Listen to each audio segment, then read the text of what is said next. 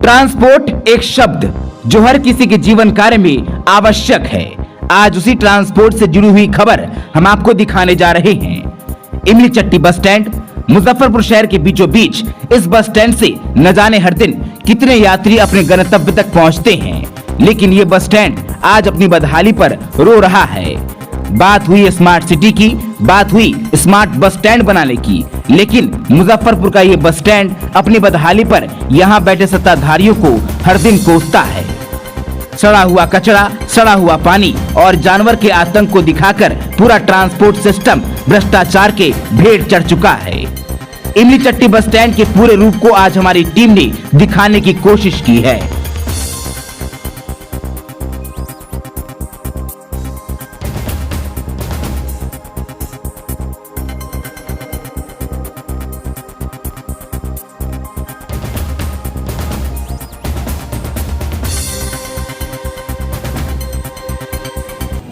नमस्कार, आप देखना शुरू कर चुके हैं मुजफ्फरपुर नाउ और मैं नीरज। आज आपको एक बिहार सरकार के एक हाथी के दांत दिखाने लाए हैं आपको, और इस हाथी के दांत का नाम है बिहार राज्य पथ परिवहन निगम मुजफ्फरपुर। सरकारी बस स्टैंड है और यहाँ की जो दशा है वो आपको दिखाएंगे। दरअसल शरीर में जैसे सुचारू रूप से काम करने के लिए ऑक्सीजन और ब्लड पहुँचाने के लिए नस की ज़रूरत होती है, धमनियों की ज़रूरत होती है, ठीक उसी प्रकार से स्टेट के सारे डिपार्टमेंट फंक्शनिंग काम करें, रोजगार बेहतर हो, सुरक्षा व्यवस्था ठीक हो, सारी व्यवस्थाएं काम करें, इसके लिए ट्रांसपोर्ट सिस्टम बहुत बेहतर होना जरूरी है। और शायद यही कारण है कि नीतीश कुमार जब से इस सत्ता को संभाले हैं बिहार में, उनका मेजर जो ट्रांसफॉर्मेशन है वो रोड पे है। और मोदी जी भी जब देश की सत्ता में आए हैं तो सबसे अहम डिपार्टमेंट नितिन गडकरी को दे के रखा है रिजल्ट और वैल्यू के लिए। लेकिन जब यहाँ की इस सरकार में जब शीला मंडल आई थी तो उन्होंने कहा था, मंत्री के तौर पर शपथ लिया, उन्होंने कहा कि हम यात्रा को सुगम बनाएंगे। जल छायाकार से अनुरोध रहेगा कि आसपास जो बिखरा पानी है, जो यहाँ का जल जमाव की स्थिति है, जो व्यवस्थाएं हैं यहाँ की, उसका थोड़ा सा एक नज़ारा आपको दिखा सकें तो आपके अंदाज़ा सहज तरीके से लगा सकते हैं कि क्या ये यात्रा सहज हो सकती है। आखिर क्यों प्राइवेट जो बसें हैं बिहार में बेतरतीब बढ़ती जा रही हैं, जबकि उससे सस्ता किराया पे चलने वाला सरकारी बस नहीं चलता है और लोग वहाँ तक नहीं पहुँचते हैं। और भी इसके पीछे बहुत कुछ मामला है, एक्सप्लोर करेंगे। आप बने रहिएगा मुजफ्फरपुर नाउ के पूरे वीडियो में, आप बहुत कुछ खुलासा करेंगे और बहुत कुछ आपको सीखने के लिए मिलेगा इसमें, और आप उस तथ्य से रूबरू होंगे, इसका दावा है। देखिएगा, मामला ये है कि जो है प्राइवेट बस जो है वो मुजफ्फरपुर में खुलता है बैरिया से और उसके बाद अलग अलग शहरों में जाता है, लेकिन सरकारी बस जो है उसको ये लिबर्टी मिली है कि वो शहर के बीच सेंटर से खुलता है। अगर आपको मसलन पटना अगर जाना है तो आप जाएंगे बैरिया, शहर से भाड़ा खर्च करके वहाँ से आप जाएंगे संपर्क चक जो नया बस स्टैंड बना है, वहाँ फिर आपको भाड़ा खर्च करना होगा, फिर आप गांधी मैदान शहर के सेंटर पर आएंगे। लेकिन अगर आप सरकारी बस लेंगे तो आपको शहर के सेंटर से मिलेगा और आपको शहर के सेंटर तक बड़े आराम से छोड़ेगा। एक तो किराया कम और दूसरा टेम्पो का एक्स्ट्रा खर्चा नहीं होगा। लेकिन इसके बावजूद लोग ज़्यादातर प्राइवेट को टारगेट करते हैं और प्राइवेट से जाते हैं, सरकारी से नहीं जाते। ऐसा क्यों? हमेशा जो सरकार का बजट होता है उसमें सार्वजनिक परिवहन जो है, उस निगम जो है, उसको दिखाया जाता है कि ये घाटे में है। क्यों? क्या उस पर सवारी नहीं चलते हैं? आपको दिखाएंगे कि सबसे पहले जो लोगों की बेरुखी है वो क्यों रहती है। बेतरतीब आपको गंदगी और उसका माहौल दिखाई देगा, हर तरफ आपको गंदगी नजर आएगा। दूसरा, टिकट काउंटर से टिकट कम कटता है, टिकट काउंटर पे गाय सोए रहती हैं, तस्वीर आपके स्क्रीन पे आएगा। टिकट ज़्यादातर लोग बस के अंदर ले लेते हैं और वो टिकट जो है वो एजेंट का अपना भी होता है। शायद हम लोग यात्रियों से भी बात करेंगे और आपको बताएंगे कि टिकट चेकिंग नहीं होती है, तो ये पता लगाना मुश्किल है कि कितना बिहार राज्य पथ परिवहन निगम का टिकट कटा और कितना पर्सनल कॉन्टैक्ट का से जो है वो मामला पर्सनल जेब में चला गया। और इस तरीके से जो है टोटल व्यापार ठप हो जाएगा। जब डिपार्टमेंट को पैसा नहीं आएगा तो डिपार्टमेंट काम क्या करेगा। इस शहर से, मुजफ्फरपुर शहर से 2 परिवहन मंत्री बने, एक रमई राम और दूसरे माननीय अजीत कुमार। दोनों का काम कितना बेहतर रहा ये आप यहाँ हैं, आपको बहुत बेहतर तरीके से चारों तरफ ये चीज़ें दिख रही हैं कि यहाँ कितना कंस्ट्रक्टिव वर्क हुआ है, क्या शेड बना है, और भी बहुत कुछ ऐसी चीज़ें हैं जो आप देखेंगे तो आपको हंसी चुकेगा। और यहाँ की जो व्यवस्था है वो आप देख करके हैरत में पड़ जाएंगे कि आखिर बिहार सरकार कर क्या रही है। बिहार सरकार कर क्या रही है? 2 मंत्री जदयू के, अभी वाले भी परिवहन मंत्री, पहले वाले भी जदयू के ही।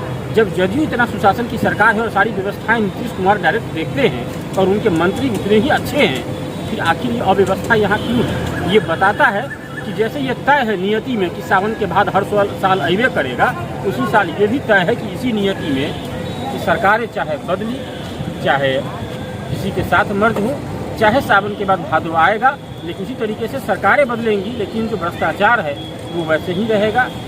जो है नकारेपन की स्थिति हमेशा सरकारों के साथ रहेगी और जनता ऐसे ही जो है वो डूबती और मरती रहेगी, कोई देखने वाला नहीं है। हाँ, लफाजी इनसे आप जितना वसूल लीजिए उतना ले लीजिए।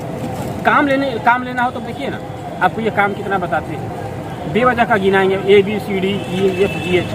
हालत ये है कि RCP सिंह जी जब अब ले चलने वाली स्थिति में आ गए हैं, तब उस स्थिति में इनको पता चल रहा है कि अरे तो RCP टैक्स की बात हो रही थी। अरे भाई साहब, पूरा विपक्ष सालों से हंगामा कर रहा है RCP टैक्स के बारे में। आपको सही में दिल पे हाथ रख के बताइएगा, आपको पता नहीं चला कि RCP टैक्स बिहार में चल रहा है?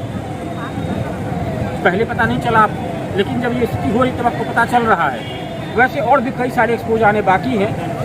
कभी भी जदयू की सरकार अंतिम स्थिति में खड़ी है, कभी भी राजद के साथ जा सकती है, और वो जब जाएगी तो वो भी यह कह के जाएगी कि हम विकास के कारण हम जा रहे हैं, हमारा जो है बीजेपी के साथ हम डेवलपमेंट नहीं करवा पा रहे हैं, सुशासन की सरकार के नाम से जाते हैं। इससे पहले भी वो बीजेपी के साथ गई थी सुशासन के नाम पे, RJD में मिली सुशासन के नाम पे, फिर वापस आई सुशासन के नाम से। लेकिन ये बस स्टैंड यहीं रहा, इसकी हालत वही रही, ये सार्वजनिक व्यवस्थाएं ऐसी ही हैं, और यहाँ जो लोग सफ़र कर रहे हैं इस गंदे नाली में, मच्छरों के बीच और व्यवस्थाओं के बीच, ये बताने को काफ़ी है कि सुशासन की सरकार में कुछ हुआ नहीं है सुशासन जैसा।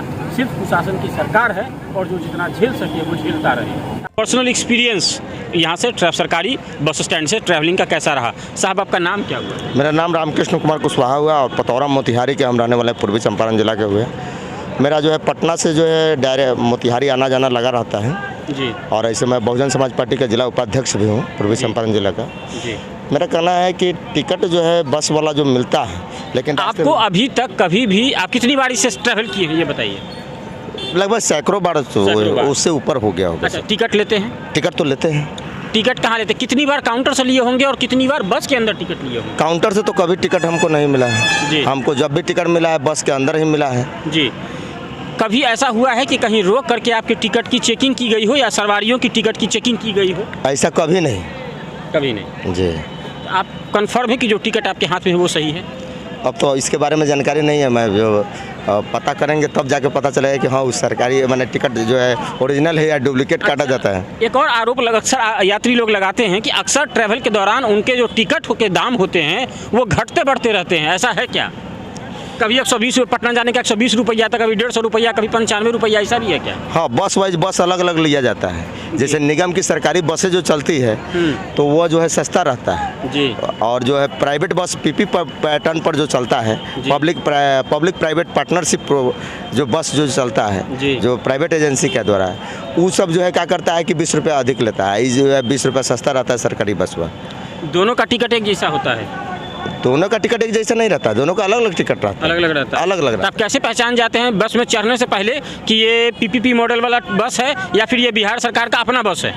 बिहार सरकार का बस का अपना डिजाइनिंग एक अलग रहता है, उस पर प्रचार प्रसार हो रहा है। एक्सप्लेन कीजिए। जी, जैसे कि सामने देखिए बस जो लगी हुई है सामने जो है जी, यहाँ पर जो बस लगी हुई बिहार सरकार के बस जो लगा हुआ है, मतलब आप कह रहे हैं कि जो कम सुविधा वाली बसें हैं? हाँ, वो जो है बिहार सरकार की बस है जी, ठीक है। और अच्छा, वहाँ दिखाइए वो VIP कोच आप कह रहे हैं कि वो प्राइवेट बस है और VIP वाली, ये प्राइवेट वाली होगी। हाँ, ये भी प्राइवेट वाली है। सामने जो बस लगी हुई है ये भी प्राइवेट वाली बस है, उधर वाली। हाँ, ये भी प्राइवेट बस है। अच्छा, ये प्राइवेट है माने पब्लिक प्राइवेट सिस्टम में है। अच्छा, ठीक है। ये सरकारी बस नहीं है, ये जो माने सरकार के अधीन जो है चल रही है। हाँ। लेकिन जो है इसका किराया जो है इस बस के अपेक्षा जो सरकारी बस है उसके अपेक्षा इसका 20 रुपये 10 रुपये महंगा रहता है। जब इस सरकारी संस्था से बस खुलेगा तो उसके नियम सरकार ही बनाएगी और उस नियम का पालन करना होगा। अगर 100% इनको प्राइवेट के हिसाब से चलाना है तो इनको बैरिया से चलाना चाहिए था। आप इस बात से सहमत हैं क्या? हाँ, यहाँ से जो फुली प्राइवेट बसों को यहाँ से हटाना चाहिए। मैं एक यात्री होने के नाते, और माननीय मंत्री जो है शीला जी जो हैं, इनके मंत्री हैं शीला मंडल के क्या करके उनका है नाम, और उन परिवहन मंत्री हैं, और उनसे मेरी विशेष रूप से मांग होगी इस न्यूज़ चैनल के माध्यम से कि प्राइवेट बस जितना भी है उसको जो है प्राइवेट बस स्टैंड में किया जाए और सरकारी बस जो भी है उसको सरकारी में किया जाए। इससे होगा कि यहाँ के पब्लिक को जो है राहत मिलेगा, जो भी आने जाने वाले होंगे। नहीं तो जो है वो यहाँ जो है सरकारी बस को जो है ये प्राइवेट बस वाले लोग जो है उसको जो है चौपट कर देंगे। जी, ये यहाँ के लोगों की जो है वो राय है और इससे हम जो है वो आप ताल्लुक़ रख सकते हैं या नहीं भी,